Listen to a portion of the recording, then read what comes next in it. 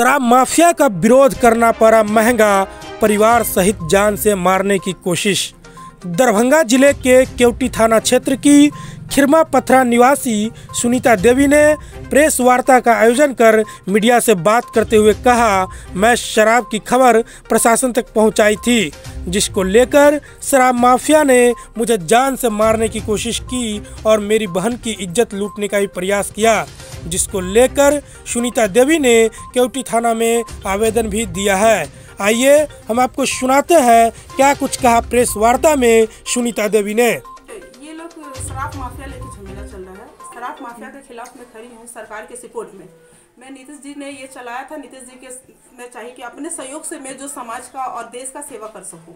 शराब माफिया ये लोग सब गांव में शराब माफिया है, गांजा दारू और यहाँ तक कि बंदूक तक का ये लोग सप्लाई कर रहा है। मैं इसके खिलाफ खड़ी हूँ। मुझे जो भी इन्फॉर्म मिलता है, जो भी इंक्वायरी मुझे मिलता है, मैं डायरेक्ट पुलिस को देती हूँ, लोकल थाना को नहीं देती हूँ। मैं डायरेक्ट दरभंगा सदर थाना में देती हूँ या फिर के पाठक के मोबाइल पर मैसेज कर देती हूँ।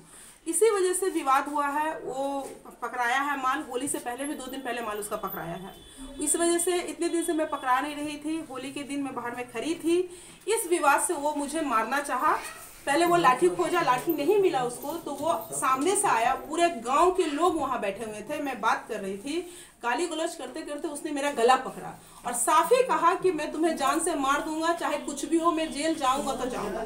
इसका वॉइस मतलब रिकॉर्डिंग भी है। मेरे भाई को भी बोला गया, मेरे भाई वहां पे था। मेरे घर में कोई भी जेंट्स नहीं था, सिर्फ अकेले मेरे हस्बैंड थे और सब उसी दिन कलकत्ता के लिए निकल रहे थे।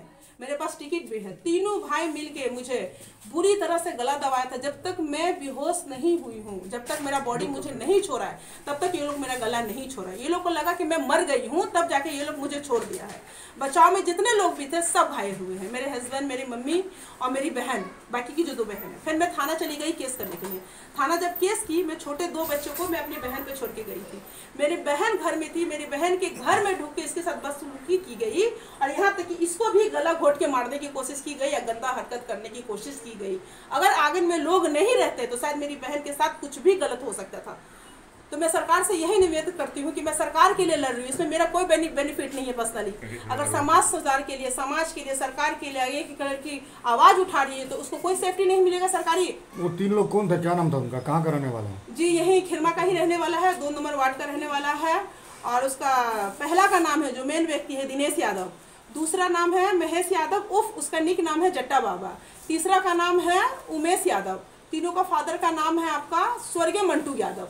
फिर उसकी बीवी लोग भी थी, सीमा देवी, सोनी देवी, रिंकू देवी।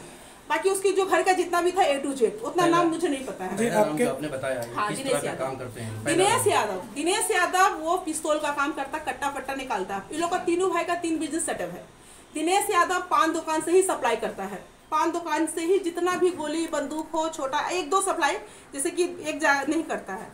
दूसरा महेश यादव, उसका पोखर पे ही वो माल रखता है। सिनेमा हॉल के बगल में जो मैंने माल पकड़वाया है, सिनेमा हॉल के बगल में ही वहीं पे बैठता है। जितना ऑर्डर उसका शराब का आता वहीं पे आता। जो बाइक पकड़ाया है उसी बाइक में 2-2, 3-3 माल लेके वो सबको देता था। तीसरा है उमेश यादव, वो इस साइड में उसका एकदम खंडर सा दुकान है जिसमें वो गांजा का बिजनेस करता है ओपनिंग हर को वो सीक्रेट में। अब वो महेश यादव 22 दिन के लिए पकड़ाया था रंगे हाथ, वो जेल जा चुका है। उमेश यादव पॉकेट से ही निकालते ही पकड़ा गया था। उसको शायद ऑफिसर आए थे तो पॉकेट से ही निकालते वो 12 दिन के लिए जेल गया है। ये लोग सबका बैकग्राउंड है।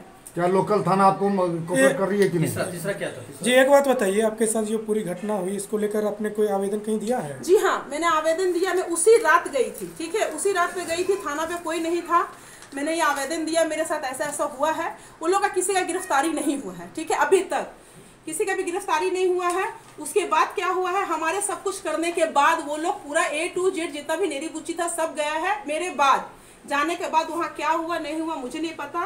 कल का जो मैं देख रही हूँ 2 में मेरे भाई लोग सब कलकत्ता थे, सब आए हैं कल मॉर्निंग 5 बजे। कल मॉर्निंग में देख रही हूँ कि दिनेश यादव झूठा बैंडेज इतना मोटा लगाया हुआ है और उसकी बीवी सीमा देवी पैर में बैंडेज लगाई हुई है। वो चल के आ रही है मैडम के सामने, बोल रही कि मेरा पैर तोड़ दिया है। जिसका पैर टूट गया वो चल के कैसे आ सकती है? क्या कहना चाह रहा है स्थानीय थाना सही? कुमारी जी जो देख रही है, जो मतलब केस देख रही है, रानी कुमारी जी के सामने जैसे आया गया, मुझे ऐसा विश्वास है थाना पे कि थाना इसकी इंक्वायरी करेगी, लेकिन अभी तक किसी का अरेस्ट नहीं हुआ है। हाँ, धमकी में मुझे बहुत धमकी मिला है कैमरा लगाने से पहले। कल ये लोग कैमरा लगाया है, कल जो कि देख रहा है कि ये पार्टी मजबूत हो रही है इसके तरफ से, कल जाके रात में कैमरा लगाया वो। उससे पहले वो इतना छोटा चाकू दिनेश के हाथ में था, इतना छोटा चाकू था, मार देंगे फाड़ देंगे, हम फिर भी लगे हुए थे। मैं डरी नहीं हूँ कि ये लोग किसी भी तरह से ये छोड़ के भाग जाए। यहाँ तक कि आगे में ये भी बोला गया ये लोग शहरी है, इसको मारा जाए। इसकी शिकायत वरीय पदाधिकारी को आपने किया? मैंने सबको किया, मेरे पास व्हाट्सएप पे है। मैंने आईजी को, डीएजी को, जो भी मेरे पास नंबर है मैंने सबको व्हाट्सएप सारा चीज़ किया हुआ है। मैं आपको दिखा देती हूँ। तो सब डीएसपी को भी भेजा, ये देखिए। हाँ, ये देखिए मैंने भेजा है, तारीख डेट सब देखिए, आज से नहीं, देखिए कब से भेज दी हूँ मैं। ये देखिए सब कुछ, जब जब उसका दारू पकड़ाया है, जब जब हुआ, मैं सब कुछ भेजी हूँ। ये देखिए सब कुछ। मेरे गांव में एक लड़की फरार हो चुकी थी, वो भी मैंने भेजा था। मतलब जो भी होता है मैं अपने ऑफिसर को देती हूँ। ये देखिए सब कुछ A to Z, कब से हो रहा है वो भी, इसमें और डिटेल नहीं आया है।